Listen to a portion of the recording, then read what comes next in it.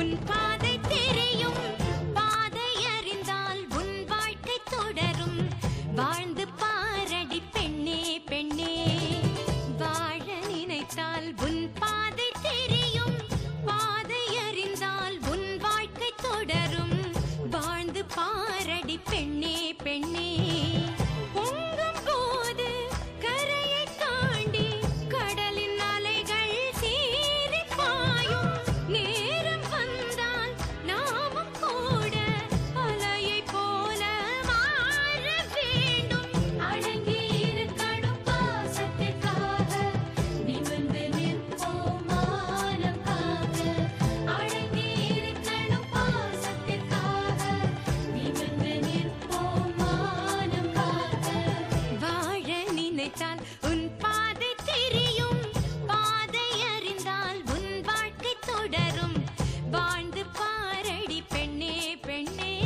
காலகாலமாய் காற்றுக்கு வேலி ஓடலாகுமா மாற்றடி தோழி.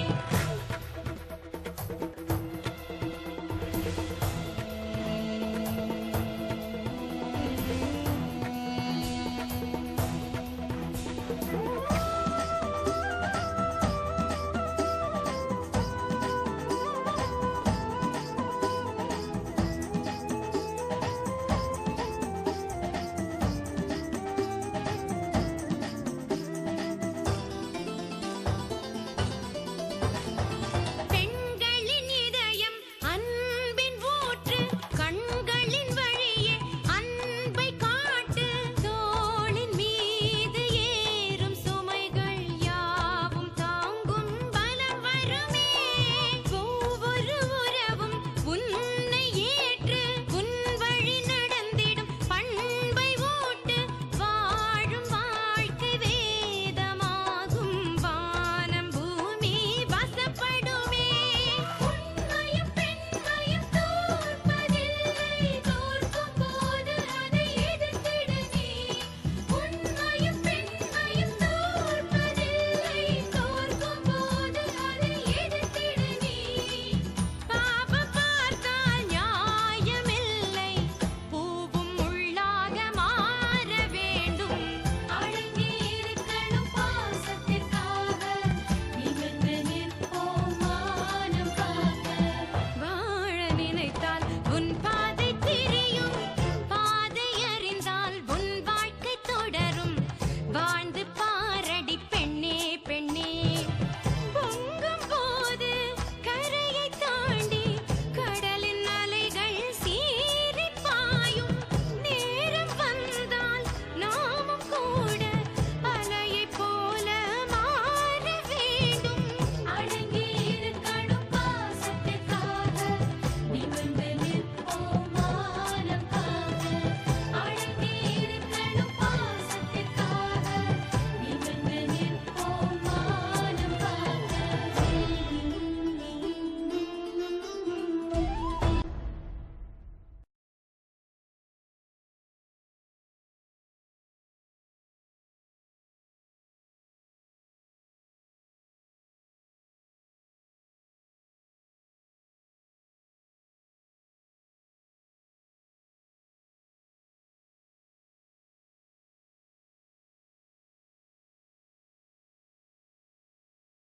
என்ன துணிச்சல் அவனுக்கு?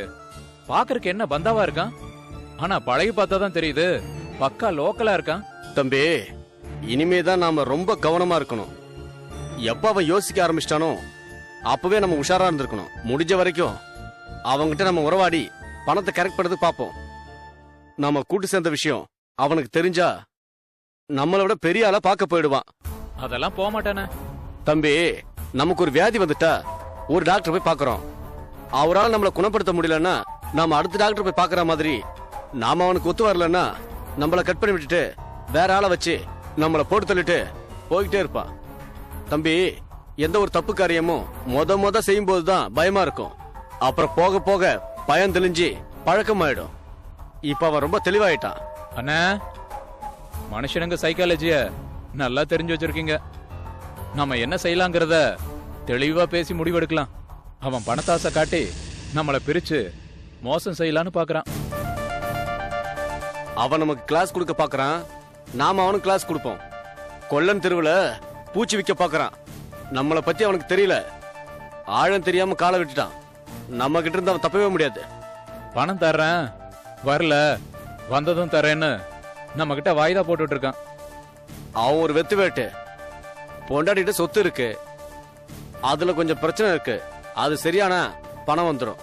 நம்ம உஷாரா இருந்து அவங்கிட்ட எவ்வளவு கறக்க முடியுமோ அவ்வளவுத்தையும் கறந்துட்டு எஸ்கேப் ஆயிடலானே. கரெக்டா சொன்ன தம்பி. நாமளும் இந்த தொழிலை பண்ணி கண்டவனுக்கெல்லாம் பயந்து நிம்மதி இல்லாம வாழ்ந்துகிட்டு இருக்கோம். வர்ற பணத்தை வச்சு ஏதாவது ஒரு பிசினஸ் ஆரம்பிச்சு இனிமேலாவது நிம்மதியா வாழலாம். மறுபடியும் உன்னை எப்போ வர சொன்னா? உங்களை போட்டு தள்ளிட்டு அதுக்கப்புறம் வந்து பார்க்க சொல்லியிருக்கான். அவன் ரொம்ப கிரிமினலா இருக்கான். கட்டின பொண்டாட்டியே போட்டு தள்ள சொன்னவன் ஒரு கிரிமினலா தான் இருப்பான். அவனை விட்டுறக்கூடாது. எப்படியாவது அவன் சொத்தை நாம கரெக்ட் பண்ணிடணும். அவனை விட்டுருவனா?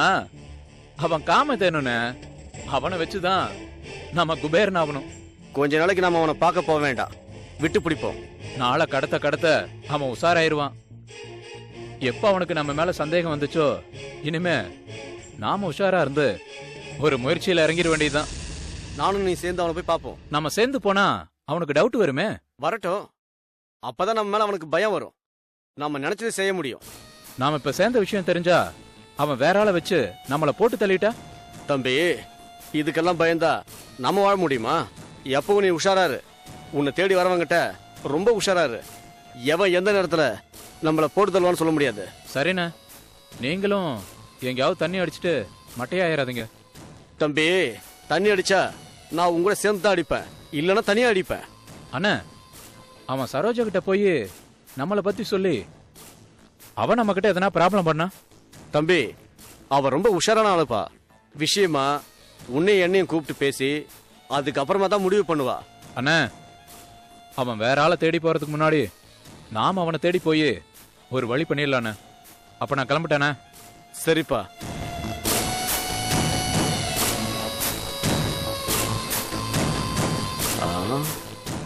என்ன பண்ணலாம்?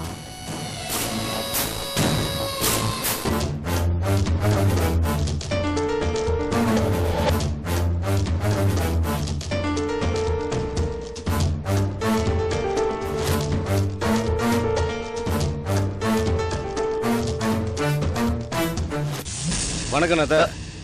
வா பேட்ரிக், எப்படி இருக்க? இருக்கேன் சார். நீங்க தான் கவனிக்கவே மாட்டேங்கிறீங்க. இல்ல பேட்ரிக், வர வேண்டிய அமௌண்ட் கொஞ்சம் லாக் ஆயிருக்கு, வந்ததும் தரேன். ஆமா, நான் சொன்ன விஷயம் என்னாச்சு? என்னது? அதான்ப்பா, சிவாவையும் அவன் தம்பியும் போட்டு தள்ள சொன்னனே. சார், நான் அன்னைக்கு சொன்னேன், அதே தான் இன்னைக்கு சொல்றேன். நினைச்சவனெல்லாம் போட்டு தள்ள முடியாது, நேரங்களை பார்த்து தான் செய்யணும். நீ சிவாவை பாத்தியா? பார்த்தேன் சார். அவங்கிட்ட நைஸா பேசி சரக்கு வாங்கி கொடுத்து சென்டிமெண்டா அவனை போட்டு தரலாம்னு நினைச்சேன். ஆனா உஷாரா அவன் எஸ்கேப் ஆயிட்டான். என்ன பேட்ரிக், கையில கிடைச்சவனை விட்டுட்டிய? எங்க சார் போயிடுவான் அவன்? இன்னொரு தடவை மாட்டினா அவன் கதை முடிஞ்சது. பேட்ரிக், எனக்கு உன் மேல இருக்கிற நம்பிக்கை அவன் மேல கிடையாது. அவன் என்ன பிளாக்மெயில் பண்றதையே குறிக்கோளா வச்சிருக்கான். அவன் வந்து சீடியை காட்டி மிரட்டிட்டு போறான். அப்புறம் அவன் தம்பி வந்து என்ன மிரட்டுறான். செய்யற வேலை அடித்தடி தொழிலா இருந்தாலும் அதுல ஒரு நியாயம் வேணும்ல? சார், ரொம்ப நல்லா பேசுறீங்க. ஆனா நீங்க மட்டும் வக்கீலா இருந்தா இன்டர்நேஷனல் லெவல்ல உங்களை அசைக்க யாராலையுமே முடியாது. ரொம்ப புகழாது. மனசுல பட்டத அப்படியே சொல்லிடுவேன். ஆமா சார், நான் ஒரு விஷயம் கேள்விப்பட்டேன். அது நிஜமாவா? என்ன விஷயம் கேள்விப்பட்ட? சிவா கிட்டயும் அவன் தம்பி கிட்டயும் என்ன பத்தி என்ன சொன்னீங்க? அவனை பார்த்து ரொம்ப நாள் ஆச்சு. பணம் கேட்டு வந்திருந்தான். நான் வந்ததுக்கு அப்புறம் சொல்றேன்னு சொன்னேன். சரி, எதுக்காக அதை கேக்குற? அவங்கிட்ட என்ன போட்டு தள்ள சொன்னீங்களாமே.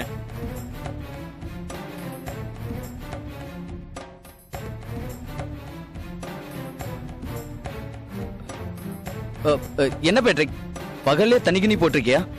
பேசுறதுக்கு முன்னாடி யாருக்கிட்ட பேசுறோம், என்ன பேசுறோம் தெரிஞ்சுக்கிட்டு பேசு. அவனை நான் நம்பலன்னு சொல்றேன், அப்புறம் எப்படி அவன் கிட்ட போய் அதுவும் நான் உன்னை போய் கொலை பண்ண சொல்லுவேனா?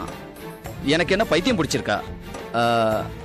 ஆமா, இதெல்லாம் யார் உன்கிட்ட சொன்னது? சிவா ஒரு கூட்டாளி கிட்ட என்ன பத்தி டிஸ்கஸ் பண்ணான். அந்த கூட்டாளி தான் என்கிட்ட சொன்னான். எனக்கு நல்லா புரிஞ்சு போச்சு பேட்ரிக். அவனுக்கு போட்டியா நீ இருக்க. உன்னை போட்டு தள்ளுறதுக்கு அவன் முடிவு பண்ணிட்டான். ஆனா இடையில என் பேரு ஏன் வருதுன்னு தான் புரியல. சிவாவுக்கு அவ்வளவு தைரியம் வராது. அவனுக்கு பேக்ரவுண்ட்ல யாராவது இருந்தாதான் ஆடுவான் அவன். பேட்ரிக், உன்கிட்ட ஒரு விஷயம் சொல்றேன். சிவா என்கிட்ட பேசும்போது உன் மேல எவ்வளவு காண்டா இருந்தான் தெரியுமா? யாருக்கிட்ட கதை விடுறீங்க? என்ன பேட்ரிக், பேச்செல்லாம் ஒரு மாதிரியா இருக்கு? சார், நாங்க அடிதடி தொழில் தான் பண்றோம்.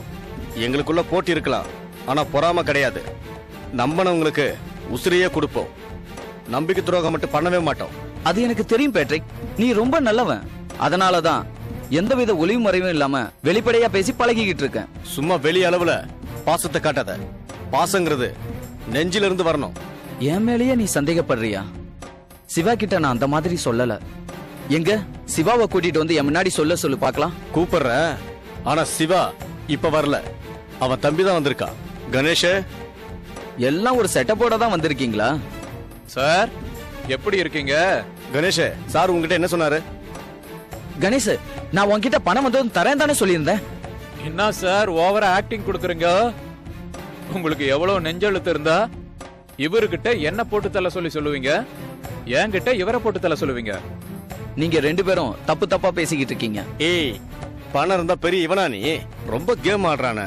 டேய் தம்பி, இவனை போட்டு தெரியலாமா? பேட்ரிக், வேண்டாம். ஏதோ ஒரு வேகத்துல சொல்லியிருப்பேன். உங்க ரெண்டு பேரை பத்தி தெரிஞ்சுக்கத்தான் அப்படி போட்டு வாங்கினேன். அதுக்காக ரெண்டு பேருக்குள்ள பிரச்சனை ஏற்படுத்தி போட்டு தள்ள சொல்லுவியா? அண்ணே, பணம் இருக்கிற தைரியத்துல தான் இவன் இப்படி பேசுறான். இவனை விட்டு வச்சா நம்மளையே போட்டு தள்ளிடுவான். இவனை போட்டு தள்ளிடல.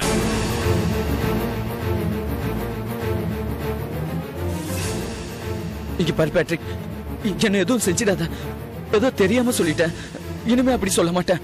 உன்னால நம்ப முடியாது. குடுறா கத்திய. நம்பிக்கை துரோகம் பண்றவன நாங்கெல்லாம் விட்டு வச்சதே இல்ல. ஆனா இனிமே உன்னை உயிரோட விடுறதுதான் தப்பு. பேட்ரிக், பணம் எவ்வளவு வேணுமோ கேளு, தந்துடுறேன். ஆனா இனி இது மாதிரி செய்ய மாட்டேன். சாவுன்னா உனக்கு சாதாரணமா போச்சா? கொலை பண்ணா அவங்க எப்படி துடிப்பாங்கிறத அனுபவிச்சு பாரு. அப்பதான் உனக்கு தெரியும். அண்ணா, பேசி ஏன்னா டைமை வேஸ்ட் பண்றீங்க? முதல்ல அவன் மூஞ்சில ஒரு கோடை போடுன. சிவா, உனக்கு நான் எவ்வளவு பணம் கொடுத்திருப்பேன். நீ எப்படி பேசலாமா? உனக்கு எவ்வளவு தைரியம் இருந்தா எங்க ரெண்டு பேருக்கிட்டே கேம் ஆடி போட்டு தள்ள சொல்லியிருப்பேன். அண்ணா, இவன் இங்கேயே சமாதி ஆக்குன. இவனை கொல்றதுல நமக்கு என்ன பிரயோஜனம்? தம்பி, அந்த அக்ரிமெண்ட் எடு. இந்தாண்ணா. என்ன அக்ரிமெண்ட்? இதுல ஒரு கையெழுத்த போடு. வெத்து பேப்பரா இருக்கு, நான் போட மாட்டேன். அண்ணா, இவன் ரொம்ப பேசுறான். அவன் ஏய் போடுறா, ஒழுங்கா சைன போடு. இல்ல உடம்பு பூரா நான் போட்டுருவேன் சைனு. போடுறா. போடுறானா? நாங்க ஒரே மாதிரி இருக்க மாட்டோம். போடு. இதுல என்ன எழுத போறீங்க? டேய், உன் ப்ராப்பர்ட்டிய ரெண்டு பாகமா பிரிக்கிறோம். 50% உனக்கு, மீதி 50% எங்களுக்கு. இந்த டீல் ஓகேவா? இது உங்களுக்கே நியாயமா தெரியுதா? நீ மட்டும் செஞ்சது நியாயமா? இப்ப நினைச்சா கூட உன்னை போட்டு தள்ளிட்டு மொத்த சொத்து எல்லாத்தையும் நாங்க எடுத்துக்க முடியும். ஆனா நாங்க நம்பனவங்களுக்கு துரோகம் பண்ண மாட்டோம். அதனாலதான் உன்னை விட்டு வைக்கிறேன். தம்பி, நம்பிக்கை துரோகம் பண்றது இவனுக்கு கை வந்த கலை. இல்லாட்டி இவனை நம்பி வந்த பொண்டாட்டிக்கு நம்பிக்கை துரோகம் பண்ணுவானா? பொண்டாட்டிய போட்டு தள்ள பிளான் பண்ண நீ எங்களை போட்டு தள்ள பிளான் பண்றது ஒண்ணும் உனக்கு அதிசயம் இல்ல. இந்த சொத்து உன் கைக்கு எப்ப வரும்? தெரியல. அது எங்களுக்கு தேவையில்லை. 1 மாசம் டைம் தரோம். அதுக்குள்ள டோட்டல் அமௌண்ட் நீ செட்டில் பண்ணும். பண்ணல உன் லைஃப நாங்க செட்டில் பண்ணிடுவோம். இப்ப போறோம். ஒண்ணு நல்லா தெரிஞ்சுக்க, நம்பனவங்களுக்கு நாங்க உசிரியே கொடுப்போம். நம்பிக்கை துரோகம் பண்றவனுக்கு அவங்க உயிரை எடுத்துருவோம். வரட்டா? வாடா கணேஷ்.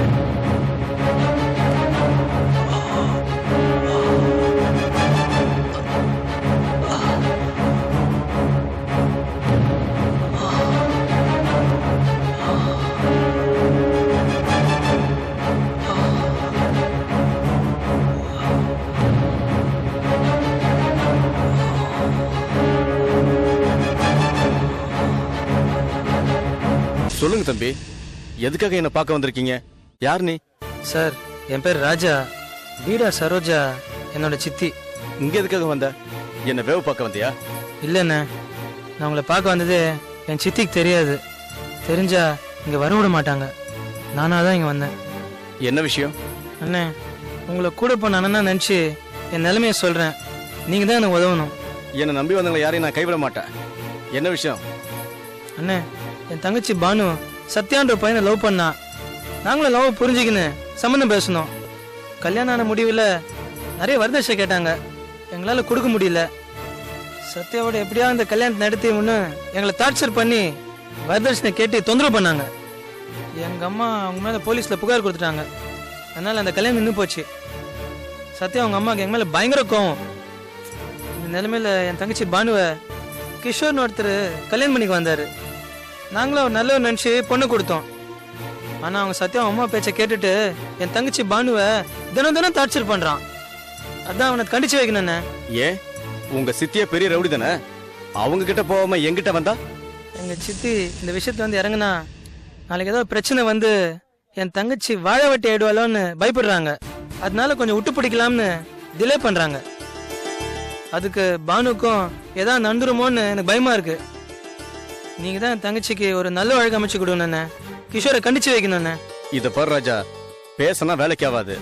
உங்க சித்தி பெரிய ரவுடின்னு தெரிஞ்சும் அவன் வேலையை கட்டுறானா அவன் பெரிய கில்லாடியா தான் இருப்பான். அண்ணே, நீங்க பாட்டு அவன் கை கால் எடுத்துட்டா அப்புறம் நொண்டி ஆயிடுவாண்ணே. என் தங்கச்சி காலம் ஃபுல்லா அவனுக்கு ஆய வேலை பண்ண வேண்டியதா இருக்கும். ஆமா, உன் தங்கச்சியை லவ் பண்ணான்னு சொன்னியே, அவன் பேர் என்ன? சத்யா. ஓ, சத்யாவா? அவனுக்கு இந்த விஷயம் தெரியுமா? எல்லாருக்கும் இந்த விஷயம் தெரியும். ஆனா ஏதோ ஆயிடுமோன்ற பயத்துல எல்லாம் பேசாம இருக்காங்க. ஆத்தாலும் அவளும் கூட்டு சேர்ந்துகிட்டு உன் தங்கச்சி வாழ்க்கையை கெடுக்கிறாங்களா? இல்லண்ணே, சத்யா உண்மையிலே நல்லவன். பானு நல்லா வாழணும்னு ஆசை உள்ளவன். கிஷோர்ட்ட அன்பா பேசி அவனை திருத்தணும்னு கூட என்கிட்ட சொல்லியிருக்கான். அது இல்லப்பா, சத்யாவுக்கு உன் தங்கச்சி கிடைக்கலங்கிற கோவத்துல அவனே அவங்க அம்மாவை தூண்டி விட்டு பழிவாங்களாம் இல்லையா? கண்டிப்பா கிடையாதுண்ணே. என்ன, சத்யா அவங்க அம்மாட்ட இது விஷயமா நிறைய தடவை சண்டை போட்டிருக்கான். ஆனா அந்த அம்மா போலீஸ்ல புகார் கொடுத்த ஒரே காரணத்துக்காக பானுவை பழி வாங்கணும்னு ஒரே பிடிவாதமா இருக்காங்க. அப்படின்னா சத்யாவோட அம்மாவை போட்டு தள்ளிடலாமா? ஐயோ, அதெல்லாம் வேணாண்ணே, பாவம். அநியாயத்துக்கு ரொம்ப நல்லவனா இருக்கேப்பா. உன் தங்கச்சி கஷ்டப்படுறதுக்கு அந்த அம்மா தான் காரணம்னு சொல்ற. அவங்க குடும்பப்படுத்தலாம், நாம குடும்பப்படுத்த கூடாதா? அதுக்கு இல்லண்ணே, கிஷோரை கூப்பிட்டு லேசா மிரட்டி வைங்க, அது போதும். என்கிட்ட இந்த விஷயத்த சொல்லிருக்க, இது உன் சித்திக்கு தெரிஞ்சா நாளைக்கு பிரச்சனை ஆயிட போகுதுப்பா. அதெல்லாம் ஒன்றும் பண்ண மாட்டாங்க. நீ சொல்ற, உன் சித்தி சொல்லுவாங்களா? என் குடும்ப பிரச்சனை நீ எப்படி தலையிட்டன்னு எனக்கு தெரியாதா? என்கிட்ட ஒரு வார்த்தை சொன்னியான்னு நாளைக்கு பிரச்சனை பண்ண மாட்டாங்க. அதை பத்தி நீங்க கவலைப்படாதீங்க. நான் சித்தி கிட்ட பக்குவமா எடுத்து சொல்லிக்கிறேன். சரி, இப்போ உன் தங்கச்சி எப்படி இருக்கா? இப்ப கர்ப்பமா இருக்கா. இந்த நேரத்துல கிருஷ்ண ஏதாவது பிரச்சனை பண்ணி அவ வயிற்றுல இருக்க குழந்தைக்கு ஏதாவது ஆயிடுவோன்னு பயமா இருக்குண்ணே. உன் தங்கச்சி கிஷோர் பண்ணிக்கிட்டு இருக்கிற கொடுமை பத்தி சொன்னாலா? இல்லண்ணே. ஏன் சொல்லல? எங்களுக்கு தெரிஞ்சா நாங்க ஃபீல் பண்ணணும்னு நினைச்சு எதையுமே சொல்லாம மனசுக்குள்ளே வச்சுட்டு வெளில சந்தோஷமா இருக்க மாதிரி நடிச்சிட்டு இருக்கா. என்னப்பா பொண்ணு வளர்த்துருக்கீங்க, இப்படியே விட்டுட்டு போனா சரியாயிடுமா? வரதட்சணை பிரச்சனைக்கு போலீஸுக்கு போன நீங்க இப்ப வன்கொடுமை பிரச்சனைக்கு போலீஸ் ஸ்டேஷன் போனா பிரச்சனை தீர்ந்துரும்ல? ஒரு தடவை போலீஸ் போனதால் தான் இவ்வளோ பிரச்சனையும். மறுபடியும் போலீஸுக்கு போனா பகை பெருசாயிடும். அதுதான் பயமா இருக்குது. சரிப்பா, உன நிலைமை நான் எப்படி இறங்குறது? நாளைக்கே உன் பேச்சு கேட்டு காரியத்துல இறங்கினா பின்னால உங்க அம்மா போலீஸ்ல புகார் தந்தா அப்புறம் ஏன் கதி? அதெல்லாம் போக மாட்டாங்கண்ணே. இத பாருப்பா, என்கிட்ட வந்தா என்ன மட்டும் தான் நம்பணும். அதை விட்டுட்டு போலீஸுக்கோ உன் சித்திக்கோ தகவல் தந்தா நாளைக்கு ஏதாவது பிரச்சனை வந்தா நான் சும்மா இருக்க மாட்டேன். சரிண்ணே, நீங்க சேர்த்து செய்யுங்க, எங்களால் எந்த பிரச்சனையும் வராது. உன்னை நம்பி நான் அந்த காரியத்துல இறங்குறேன். நான் இறங்குற விஷயம் உன் தங்கச்சி கூட தெரியக்கூடாது. அப்புறம் உங்களை கோச்சிக்க போறா. கண்டிப்பா சொல்ல மாட்டேண்ணே. அந்த கிஷோர் யாரு, அவன் பேக்ரவுண்ட் என்ன, அவன் என்ன வேலை பார்க்கறான், எல்லாத்தையும் டீட்டெயிலா சொல்லு.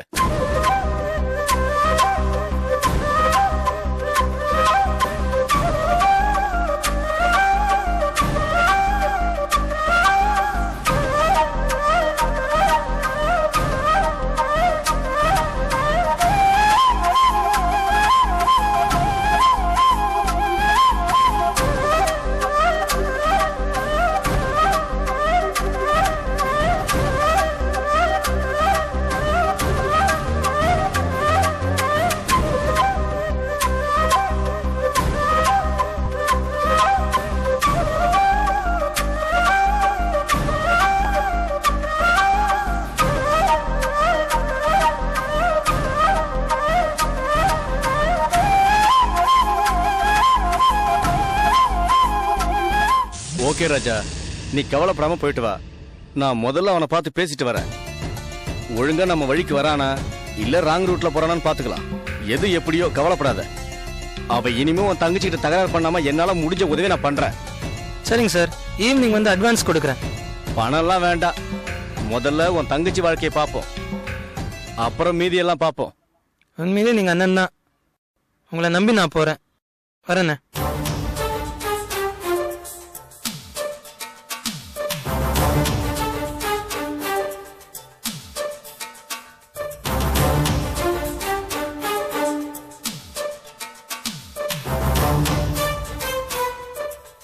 வாழ நினைத்தால் உன் பாதை தெரியும், பாதை அறிந்தால் உன் வாழ்க்கை தொடரும்.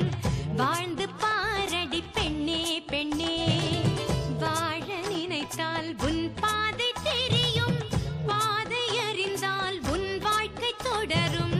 வாழ்ந்து பாரடி பெண்ணே பெண்ணே, பொங்கும் போது கரையை தாண்டி கடலின் அலைகள் சீறி பாயும். கல்யாணி